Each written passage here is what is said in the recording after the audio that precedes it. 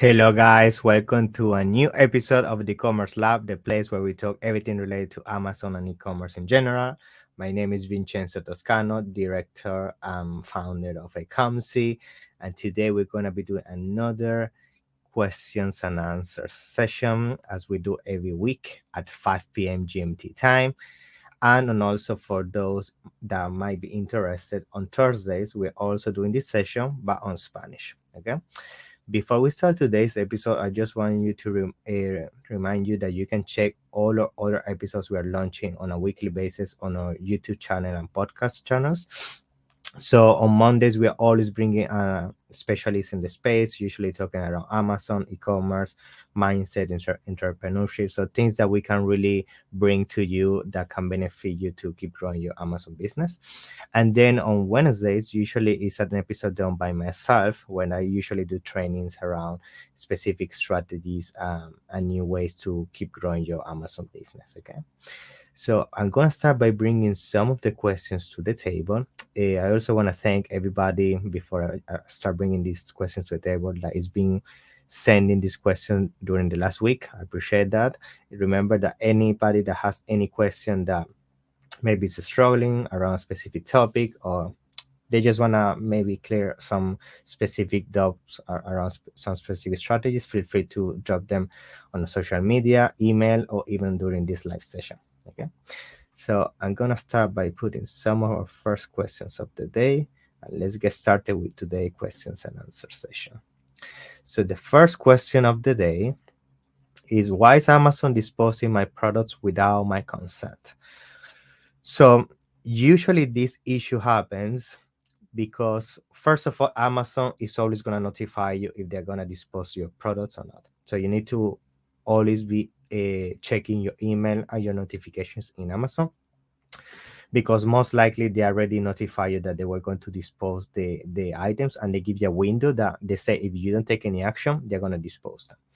And the second thing is that you also should check your settings within your Amazon account and make sure that you have the option in terms of Amazon having the freedom to dispose and return the items into your inventories is off, right?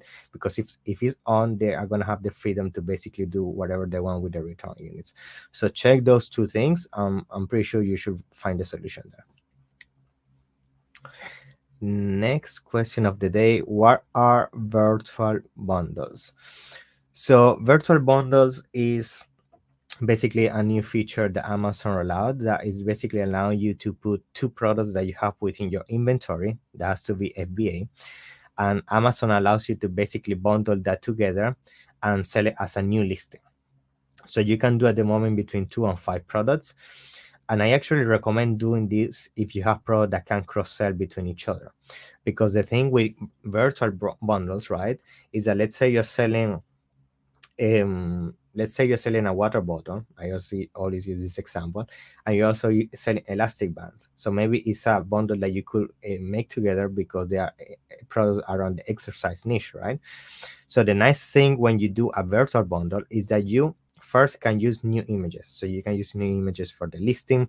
You can also use new ACO, which is very powerful. That means you have new title, new bullet points, new everything in terms of keywords, which at the end of the day is a new window for people to discover your brand and your products. So that's why it's a no-brainer if you have products that can match and work together to make a virtual bundle.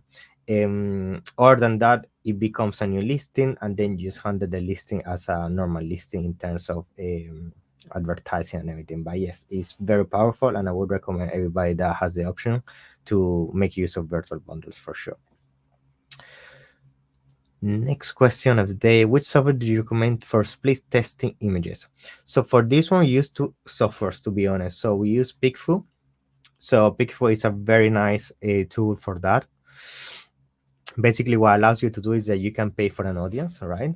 And once you pay for the audience, it's going to allow you to basically send you 4 three images in terms of variations to an audience of 50, 100 people, whichever is the audience that you pay. And you can also choose the niche and the specific like avatar that you want to focus around. And then you get a vote. You get a vote in terms of people wanting more your image number one, number three, and so on. And based on the votes, you can get a more educated guess on which image you should be launching your product with. So that's the first software. The second one that we use is Helium 10. Helium 10 also now started rolling out a tool that allows you to do audience testing in terms of images and split testing. It's also a paid service, and it's the same basics. So you pay for an audience, you send your images that you want to split test, you get a result, and you get a more educated guess.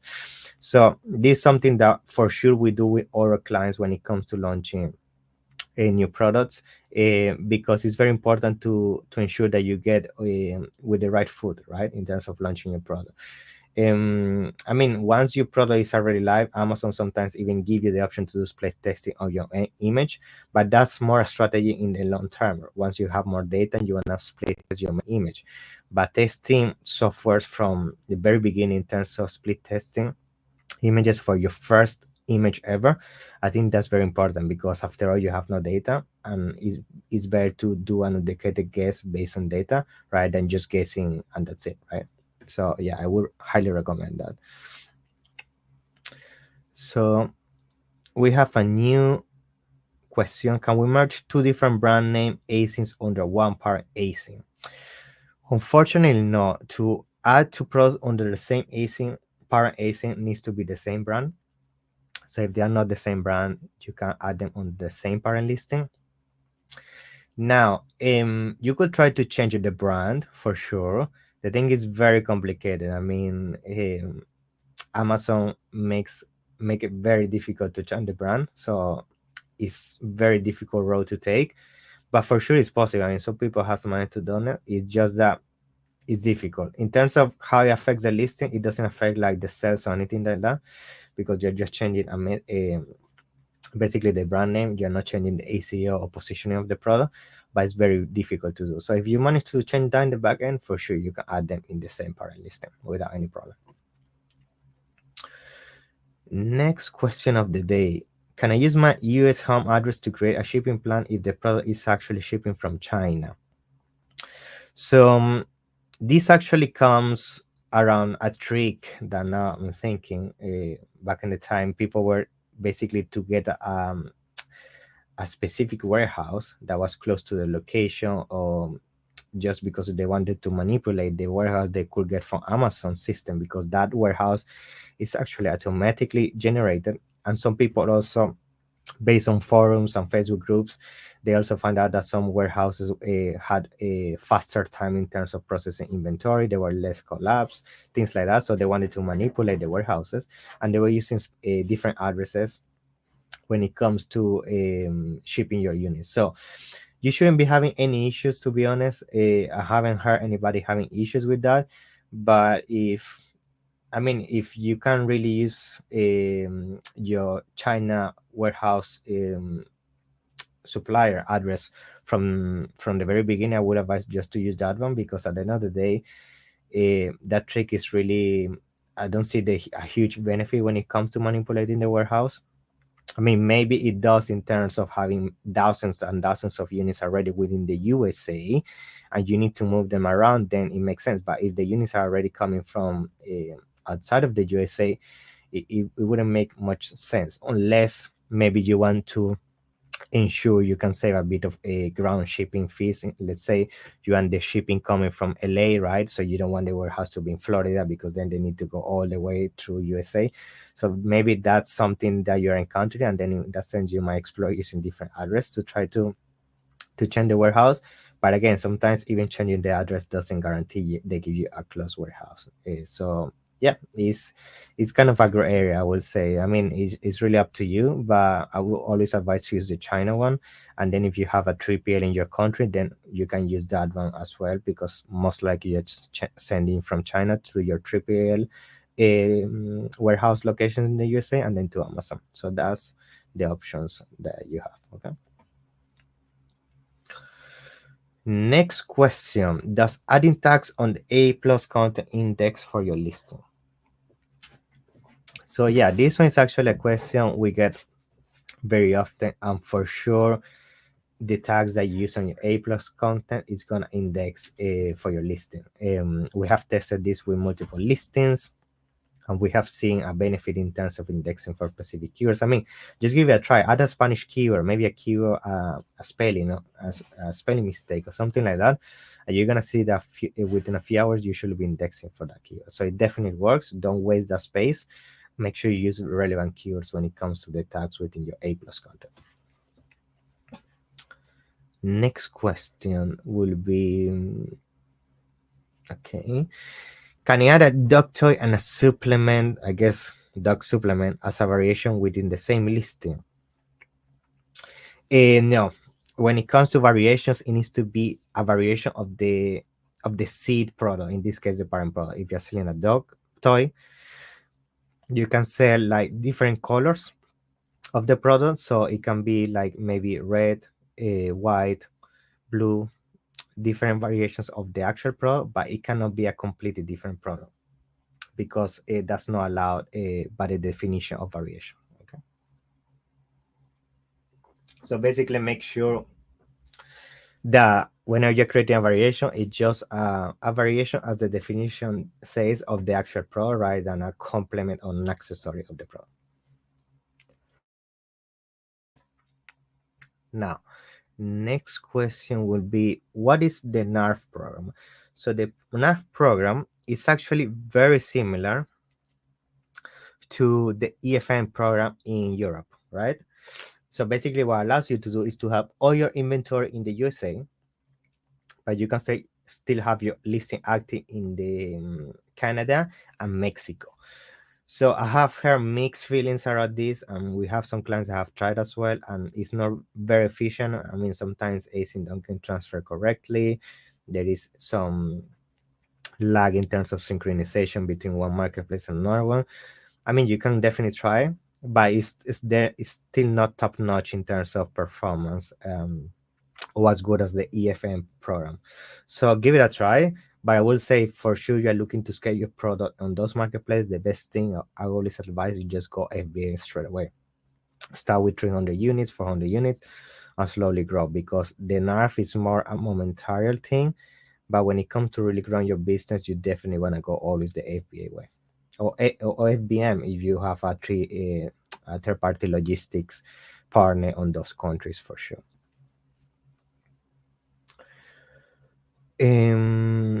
I think, what do you think of sponsored display? So sponsored display is something that I consider, and most of the people in the space consider, sponsored display as a strategy more at the top of the funnel. This is a type of advertisement that you want to do mainly to create awareness, for retargeting, and most of the time the ACOS is higher compared to sponsored products. Now, why do you want to test sponsored products?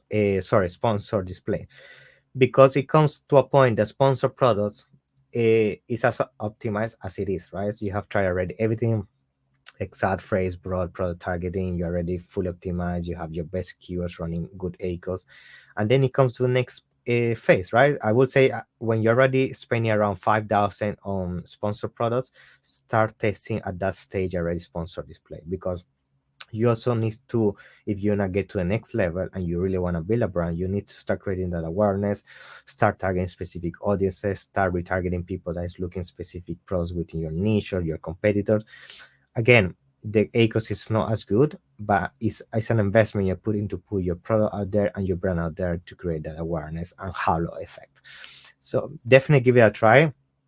It wouldn't be necessarily the first type of campaigns I will do when you're getting started, because it's more expensive in terms of results. But yes, definitely it's a good way to create the halo effect in terms of your brand. Next question. I just launched a new product for the first time with FBA, but still have no buy box. What should I do? Usually this issue happens when the account is very new. From what I can see on your question, you just mentioned just first product. So if your account is already new, sometimes it can give you buy box issues, and this usually is very easily solved with creating some cells. So generate around 10-20 cells on that account by maybe advertising the product on some your friends or your community, and those initial sales should get that initial activity that the account needs to fix the buy box issue. Okay. Next question of the day. Yes. This is the next question. How to translate listing to other languages? When it comes to translating listening to other languages, I mean, another question might be very easy answer and just say translated, but of course that's not just the case. The number one mistake I see when people are transferring listings from one marketplace to another in terms of different languages is they are just translating with a software, Google Translator, or just paying a translator. That's a huge mistake because you're not doing what we call listing localization. So, what is listing localization? What happens is that when you are transferring a listing from, let's say, to USA to Germany, right? You might think, okay, I just transferred that to German language and that's it. But that's not the case. You need to make sure you understand your audience in Germany, the niche within that specific product in Germany, and see if they actually purchase that type of product. If there's already an alternative to your product in Germany that is already fulfilling the need, the way people talk about the product in terms of what is the informal language and people how they talk about when they want to search for this product, all those things are huge when it comes to optimizing the listing on a new language. Because if you come and just translate, most likely you're gonna miss a lot of informal keywords, phrases. You're not gonna mention features or focus features of people in Germany are looking for, things like that, and you're gonna see definitely an impact in the long term. So whenever you are doing a translation from one marketplace to another one, make sure always to do localization. Make sure you analyze first the market, see if there is an actual need, because sometimes there isn't even a need. And once you find that, you can go ahead and do the transfer from one marketplace to another. Okay. Next question. Which payment provider do you use when handling multiple currency? Okay. So, when it comes to handling multiple currencies, I always advise my friends from OFX. We actually have a partnership.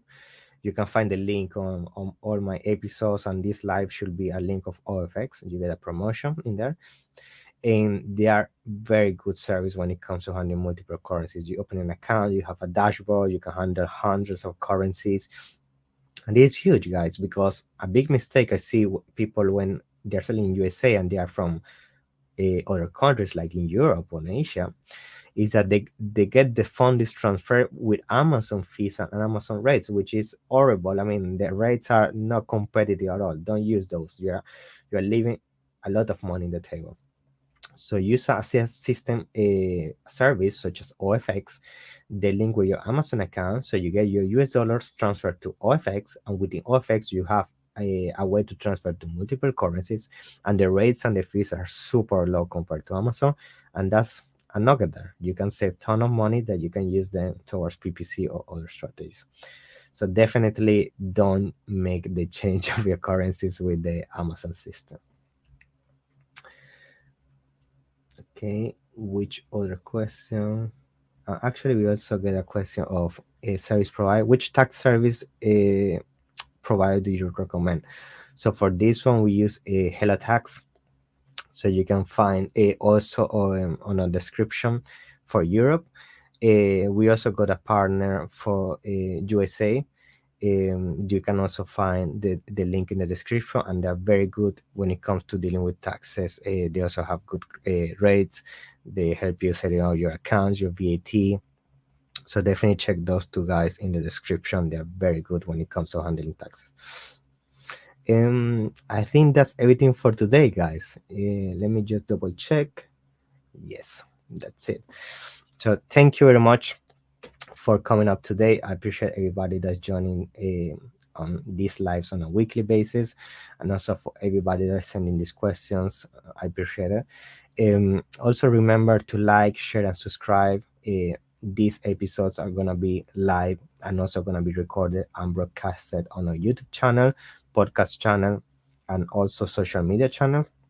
Also, feel free to reach out if you need any kind of support. Remember that our first consultation is always free, so there is no attachment at all. So you're gonna have a call either with me or somebody from my team to analyze your business and see if we can potentially work together and help you grow it. Okay, so take care, guys. See you in the next one, and thank you for being here. Bye bye.